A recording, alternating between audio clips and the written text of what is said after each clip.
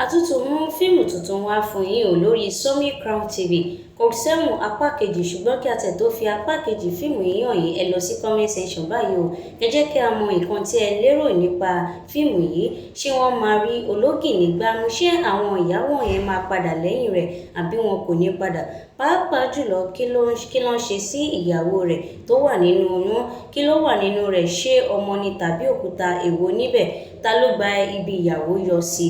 Ẹ jẹ́ ká mọ nǹkan tí ẹ rò ní comment section àti wípé òṣèré wo ni ó gbé yín débẹ̀ jùlọ.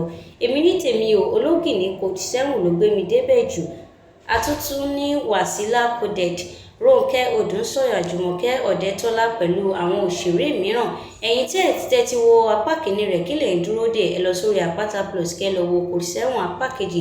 Ògbólógbò olè tí wọ́n ró lágbára, ṣùgbọ́n kí ló tiẹ̀ máa ṣẹlẹ̀ sí nínú apá kejì láti máa mọ̀, torí báyìí ìyàwó ẹ̀ ni wọ́n tún sọ wípé wọn kò mọ nǹkan tó wà nínú rẹ̀, ṣé ọmọ ni tàbí òkúta.